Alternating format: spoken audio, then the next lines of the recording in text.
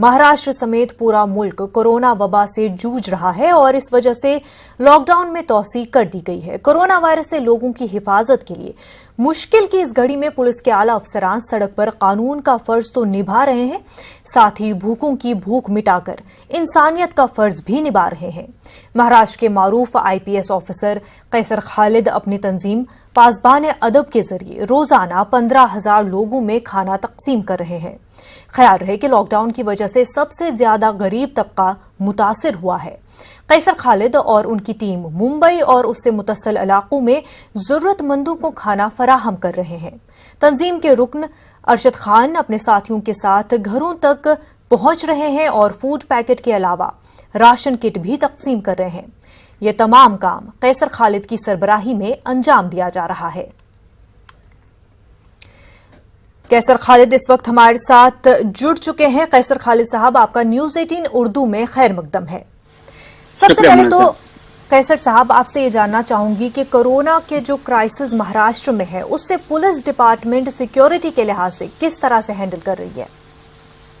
देखिए, कोरोना को फैलने से रोकने के लिए जो सबसे जरूरी चीज है वो है लॉकडाउन जी। कि लोगों से नजदीक का कांटेक्ट दूर किया जाए जी। तो उस वजह से आप देखिएगा कि रोड्स पे बहुत ज्यादा नाकाबंदी है और जिस एरिया में इफेक्ट ज्यादा है उस एरिया से बाहर निकलने में भी काफी ज्यादा सख्ती बरती जा रही है जी।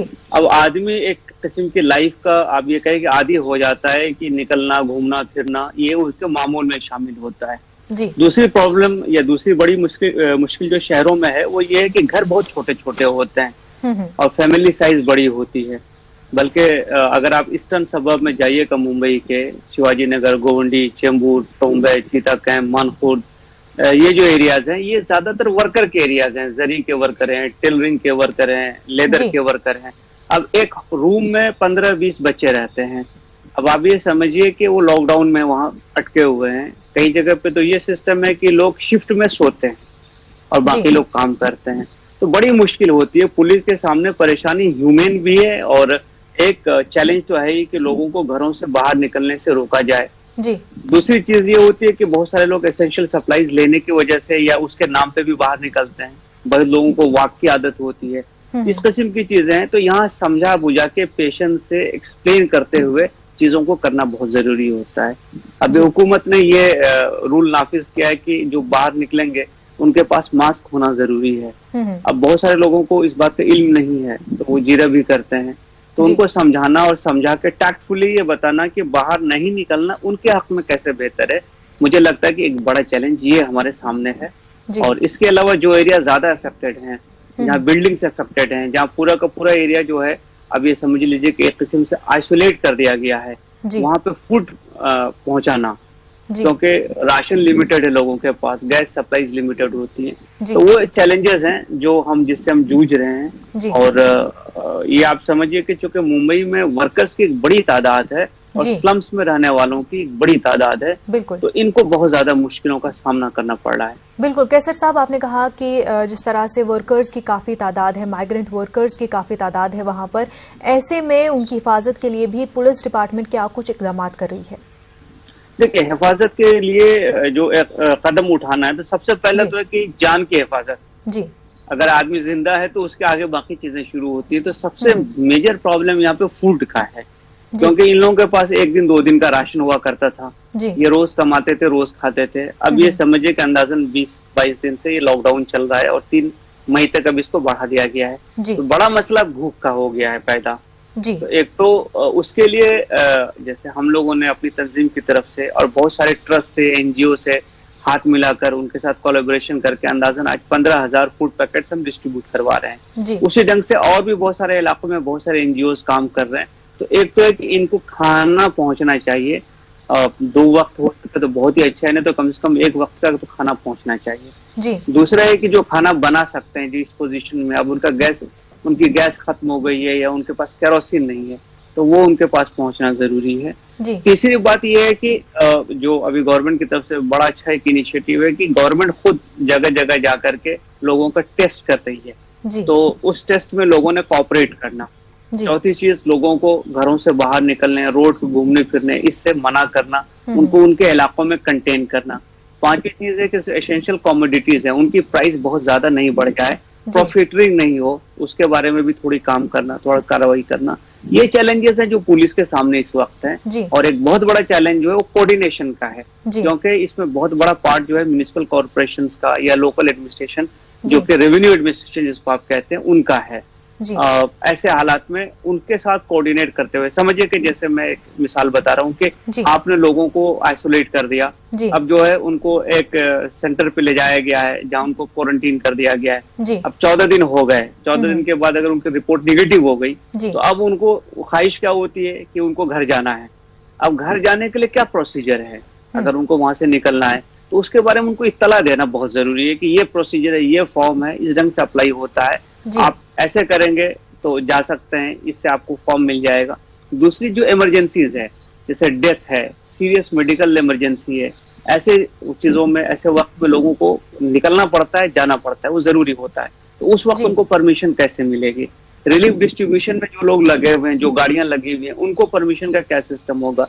तो इस इंफॉर्मेशन को चैनलाइज करना और ये इंफॉर्मेशन लोगों तक पहुंचाना, मुझे लगता है ये भी बहुत जरूरी चीज है। तो ये कोशिश पुलिस कर रही है। कैसर साहब, बांद्रा में जो भीड़ उमड़ आई थी, क्या उस सिचुएशन को बेहतर तरीके से हैंडल किया जा सकता था? मोर इफेक्टिवली वो सिचुएशन हैंडल की जा सकती थी? अगर आप उसके पीछे जाएंगे कि किस वजह से हुआ, तो बहुत सारे लोग चूंकि फंस गए हैं और पहले ये उम्मीद थी कि खत्म हो जाए, 10-15 दिन में चीजें खत्म हो जाएंगी, लेकिन वो अब लॉकडाउन बढ़ गया है और जरूरी है वो हालात के हिसाब से। तो मुझे लगता है कि एक कम्युनिकेशन जो होना चाहिए लोगों के साथ, वहां पे कहीं ना कहीं थोड़ी कमी रह गई। हमें उनको कम्युनिकेट करना पड़ेगा कि भाई ये इस सूरत की वजह से, इन हालात की वजह से इसको बढ़ाया गया है, और उनकी जो परेशानियां हैं, खाने की परेशानी जो सबसे ज्यादा है, उन परेशानियों को दूर करने के लिए भी हमको कुछ न कुछ सिस्टम जनरेट करना पड़ेगा, चाहे एनजीओ से, चाहे ट्रस्ट से, चाहे प्राइवेट लोगों से, चाहे खुद गवर्नमेंट जो राशन सप्लाई कर रही है, या बहुत सारे पॉलिटिकल पार्टीज लोग खाना सप्लाई कर रहे हैं। तो उन सबको कहीं ना कहीं हमको एक प्लेटफॉर्म पे लाना पड़ेगा, और जो नीडी हैं और जो सप्लाई कर रहे हैं, उन दोनों को एक साथ जोड़ना पड़ेगा। तो मुझे लगता है कि वहां पे हम सर और बेटर कम्युनिकेट अगर करें तो शायद ऐसी सिचुएशन पैदा नहीं होगी। बिल्कुल। कैसर साहब, कुछ ऐसे इंसिडेंट्स हमने देखे जहां पर पुलिस पर जो है पथराव किया गया, या इस तरह के जो वायलेंट रिएक्शन देखने को मिले, पुलिस किस तरह से इन सिचुएशन से निपटती है? देखिए, एक तो पेशेंस बहुत जरूरी है। मैं खुद बता दूं कि चूंकि जैसे मुंबई के की मिसाल आप ले लीजिए कि यहाँ हमारे जो कांस्टेबलरी है, ये ट्रेन से सफर करते हैं, ये दूर दूर रहते हैं और अमूमन ट्रेन से आते थे। अब ट्रेन बंद हो गई है, लेकिन ड्यूटी बंद नहीं हुई है। तो आप ये समझिए कि 1-1 घंटा ट्रेन से लोग जो सफर करके आते थे, आज वो मोटरसाइकिल से अपने आ रहे हैं, 1-1.5 घंटा उनको लगता है। उनका खर्च कितना बढ़ गया है, बसेस भी नहीं चल रही हैं, उसके बावजूद लोग ड्यूटी पे आ रहे हैं। तो एक तो कमिटमेंट है। दूसरी जो बहुत इंपॉर्टेंट चीज है कि इस वक्त हमको बेइंतहा पेशेंस की जरूरत है, और एक कम्युनिकेशन स्किल जिसको आप कहिए उसकी जरूरत है, क्योंकि लोग भी परेशान हैं, लोग परेशान हैं। अब जिन लोगों को काम पे जाने की आदत है, और जिन छोटे छोटे घरों में बहुत सारे लोग रहते थे, लोग निकल जाते थे, रात को वापस आते थे, सो जाते थे। अब 24 घंटा अगर आपको वहीं पे गुजारना है, उन्हीं लोगों के साथ गुजारना है, जहाँ जगह की कमी है, तो परेशानी तो है, फ्रस्ट्रेशन है, काम करने के लिए कुछ नहीं है। तो हमको इस बात को समझ करके कि लोगों को परेशानी है, एक समझदारी की भूमिका जिसको आप कहते हैं, समझदारी से बात करके उनको समझा करके कि ये तुम्हारे हक में है, हम सबके हक में है कि हम इस वक्त घरों में रहें, ये जरूरत है पुलिस को। तो पुलिस दोनों ढंग से, एक तो पेशेंटली वो आ रही ड्यूटी पे, और इनफैक्ट अगर आप देखिएगा कि जितने भी ऑफिसेस में डिपुटेशन के लोग थे, उनको भी वापस भेज दिया गया है, ताकि वो लोकल फील्ड पुलिस की मदद करें। तो आप देख रहे होंगे नाकाबंदी इतनी जगहों पे लगी हुई है, चेकिंग हो रही है इतने जगहों पे, तो वहां पे हमको लोगों को पेशेंटली डील करना पड़ेगा, और साथ ही साथ अपनी सेहत का ध्यान रखते हुए, क्योंकि हम ये नहीं जानते कि कौन सा पेशेंट है कौन नहीं है। तो हमको अपनी सेहत को, अपने पोस्ट को सैनिटाइज करते हुए, सेफ्टी प्रिकॉशंस लेते हुए, लोगों को समझाकर और मदद करने की एक रोल में उनको उनके साथ पेश आना बहुत जरूरी है। ये वक्त पुलिस के लिए भी बड़ा इम्तिहान का और मुश्किल का है। बिल्कुल कैसर साहब, और जिस तरह से कहा आपने कि अपनी सेहत का भी ध्यान रखना है, तो हॉटस्पॉट्स इलाकों में जहां पर सिक्योरिटी को, पुलिस को तैनात किया गया है, वहां पर ज्यादा रिस्क में है पुलिस पर्सनल, तो उनकी सेफ्टी के लिए किस तरह के इकदाम किए जा रहे हैं? एक तो जो सिस्टम्स किया गया है कि सबको मास्क दिया गया है, सैनिटाइजर्स दिए गए हैं, और बहुत सारी जगहों पर आप देखिएगा हैंड्स ग्लव्स भी दिए गए हैं जी। तो ये तो चीजें प्रोवाइड की गई हैं। उसके अलावा उनके खाने का इंतजाम भी जरूरी है, खाने का इंतजाम किया गया है। बहुत सारे वॉलंटियर ऑर्गेनाइजेशंस भी इसमें जुड़े हुए हैं, डिपार्टमेंट खुद जुड़ा हुआ है। फिर आप देखिए कि मेकशिफ्ट हमारे चेक पोस्ट हैं, जो नाकाबंदी जब हम लगाते हैं तो 2 घंटे के लिए लगाते हैं, लेकिन अब ये 24 घंटे के चेक पोस्ट चल रहा है। और अब धूप का भी मौसम है तो उस वक्त बैठने उठने बेसिक जो फैसिलिटीज है उसका इंतजाम करना वो भी किया गया है। तो अगर आप देखिएगा ओवरऑल तो अपने आप को बचाते हुए, सेफ रखते हुए लोगों की मदद कैसे कर सकते हैं, उनको कैसे समझा करके, कन्विंस करके कि ये चीज उनके हक में की जा रही है, उनको अपने घरों में, उनका अपने इलाकों में कैसे हम कन्फाइन कर सकें और कैसे पेशेंटली लोग जो एजिटेट हो रहे हैं उनको डील कर सकें। तो ये पुलिस की भी बड़ी चैलेंज है।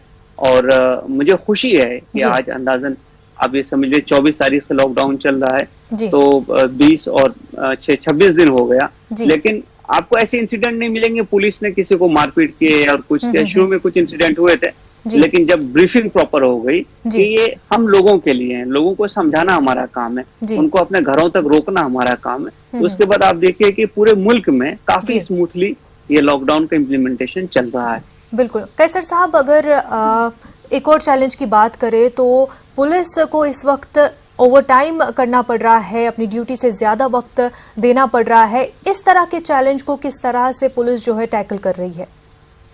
देखिए, मुझे बहुत खुशी है कि एक ऐसा ऑर्गेनाइजेशन है कि जब मुल्क को जरूरत पड़ती है तो हम अपना जाती आराम उसको भूल जाते हैं जी। ये तो अब 26 दिनों से चल रहा है और महाराष्ट्र में तो अंदाजन अब 1 महीना हो गया, क्योंकि 20 तारीख से ही हमारा लॉकडाउन है जी। तो 1 महीने से अब ये देखिएगा कि चेहरे पे शिकन लोगों को नहीं आएगी, क्योंकि ये नेशनल इमरजेंसी है, एक किस्म की एक क्राइसिस है और इसमें डिपार्टमेंट की तरफ से जो ताउन किया जाना चाहिए वो लोग कर रहे हैं। और मुझे खुशी है कि इसमें जबकि दुश्वारी भी हो गई, घर दूर दूर हैं, ज्यादा वक्त लगता है, पैसे भी ज्यादा खर्च हो रहे हैं, आने जाने में पेट्रोल लग रहा है जी। तो उसके बावजूद डिपार्टमेंट जो है मुस्तैदी से काम कर रहा है और पूरी डेडिकेशन से काम कर रहा है और ये पुलिस की फितरत शुरू से रही है। इसके बारे में तो मैं शुक्रगुजार हूँ इस ऑर्गेनाइजेशन का और मुझे खुशी है कि मैं इस ऑर्गेनाइजेशन से बिलोंग करता हूँ जो कि मुल्क की खिदमत के लिए जी। और पूरा मुल्क शुक्रगुजार है पूरे पुलिस डिपार्टमेंट का। साथ ही आप अपनी तंजीम पासबान अदब के साथ ह्यूमैनिटेरियन काम भी अंजाम दे रहे हैं, कितना जरूरी है इस वक्त में? देखिए, जो ईस्टर्न सब है मुंबई का, मैं वहाँ का 3 साल एडिशनल कमिश्नर था, तो मुझे मालूम है कि वो इलाका एक मुंबई के करीब तरीन इलाका है। स्लम्स की तादाद सबसे ज्यादा वहाँ पे है, वर्कर्स सबसे ज्यादा वहाँ पे हैं और बहुत गुंजान आबादी है, बहुत घनी आबादी है जी।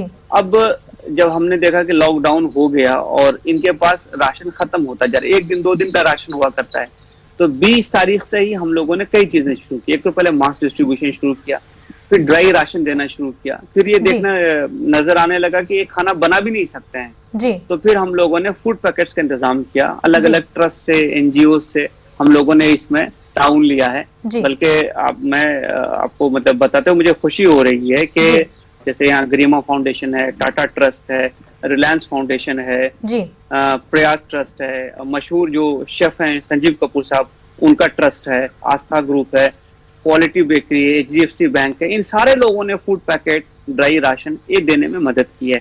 हम लोगों ने एक सिस्टम वहाँ चैनलाइज किया है, बनाया है कि घरों तक पहुंचे, लोगों को बाहर आने की जरूरत नहीं पड़े। हमारे पास आज के दिन में डेटा है कि किस घर में कितने लोग हैं और उस हिसाब से हमने कोऑर्डिनेटर, कोई 50 घरों पे एक कोऑर्डिनेटर रखा है जो आप राशन लेके जाते हैं या खाना लेके जाते हैं और घर में दे के आते हैं जी। इसके अलावा जो इम्पोर्टेंट चीज है कि चूंकि देखिए गुंजान महल है, तंग गलियां हैं, तो हम लोगों ने स्कूटर का सिस्टम मैनेज किया वहाँ पे। एक्टिवा स्कूटर है हमारे पास, तो हम स्कूटर से हमारे वॉलंटियर खाना लेते हैं, जाते हैं, 50 घरों में डिस्ट्रीब्यूट करके आ जाते हैं। तो इस किस्म से लोग घर से बाहर नहीं निकले, घरों में रहें, घरों तक उनका खाना पहुंच जाए और खाना अच्छी क्वालिटी का हो, न्यूट्रिशियस हो। इस किस्म से हम लोगों ने कोशिश की है और मैं बहुत शुक्रगुजार हूँ इन तमाम फाउंडेशन का, ट्रस्ट का, कि इन लोगों ने इसमें बड़ी मदद की है। तो खाना किचन से कलेक्ट करवाते हैं हम लोग, उसको डिस्ट्रीब्यूट करवाते हैं, घरों तक पहुंचवाते हैं और ये रिक्वेस्ट करते हैं कि कोरोना से बचने के लिए आपको क्या करना है उस हिसाब से आप उसको फॉलो करें। आपने बाहर नहीं आना है, आपने घूमना फिरना नहीं है, आपको खाना आपके घर पे आ रहा है। तो ये मैं समझता हूँ कि बारी ताला का बड़ा शुक्र है कि हम लोगों की खिदमत करने में कामयाब हो पा रहे हैं। बिल्कुल। कैसर साहब, लॉकडाउन में इस तरह के काम में आपको क्या कुछ चैलेंज का सामना है?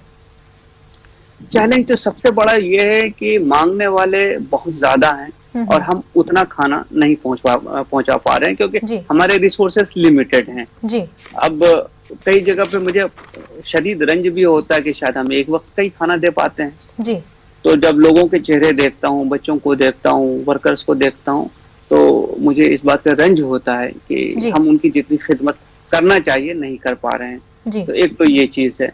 दूसरी चीज ये है कि लोगों में जो फ्रस्ट्रेशन का अंसुर है वो तो खैर है ही। अब उसके लिए बहुत सारी जगहों पे हम लोग जैसे माइक्रो लाउड स्पीकर से अनाउंस भी करवाते हैं कि क्या लोगों ने करना चाहिए, क्या प्रिकॉशंस लेना चाहिए, तो वो है। तीसरी बात ये है कि इतने सारे लोग अलग अलग जगहों पे अटके हुए हैं। अब चूंकि मेरा ताल्लुक बुनियादी तौर से बिहार से था, तो अब बिहार के बड़े वर्कर हैं, उनके पास मेरा फोन नंबर है। अब वो महाराष्ट्र के अलग अलग इलाकों से मुझे फोन करते हैं, इतने बच्चे यहाँ हैं, इतने लोग यहाँ फंसे हुए, हमको घर जाना है। अब मुझे एक्सप्लेन करना होता है कि भाई इस वक्त तुम घर नहीं जा सकते हो, तो घर नहीं जा सकते तो खाना। अब अच्छा सांगली में है, रायगढ़ में है, बहुत सारी जगहों से फोन आते हैं। तो जहां तक हो सकता है मुमकिन हम कोशिश करते हैं, लेकिन मुझे अपनी कम हिम्मती या कम मायगी का एहसास होता है कि शायद हम वो नहीं कर पा रहे हैं जितना कि हमें करना चाहिए और जितना कि लोगों को जरूरत है जी। तीसरी चीज जी हाँ, एक और जो चीज बड़ी इंपॉर्टेंट इस टाइम में ये होती है वो ये होता है कि कुछ बिल्डिंग्स में लोग हैं जी, उनके बारे में जानकारी नहीं है। तो शायद हमें लोकल एडमिनिस्ट्रेशन के लेवल पे इस बात को देखना पड़ेगा कि ऐसे जगहों पे जहां वर्कर रह रहे हैं हमको आइडेंटिफाई करके उन तक पहुंचना पड़ेगा कि उनको कोई से जरूरत तो नहीं है, सर्वाइवल का इशू तो नहीं है। कई जगहों से हमारे पास मैसेजेस आए, तो कई बार हमने लोकल एमएलए को, लोकल ट्रस्ट को रिक्वेस्ट किया कि भाई यहाँ इतने लोग फंसे हुए हैं, इनकी मदद कराएं, और मुझे खुशी है कि उन लोगों ने कराया। बिल्कुल। और कैसर साहब, आप ट्विटर के जरिए भी लोगों से अपील करते हैं कि लोग सामने आए, इस वक्त में जो है मदद करें उन लोगों के लिए जिनके पास खाने पीने के लिए कुछ नहीं है। कितना ज़रूरी है इस वक्त में कि जो भी रिसोर्सेज इस वक्त हमारे पास है उनको यूटिलाइज करें और गरीबों तक जिनके पास कुछ भी नहीं है उन तक पहुंचाया जाए।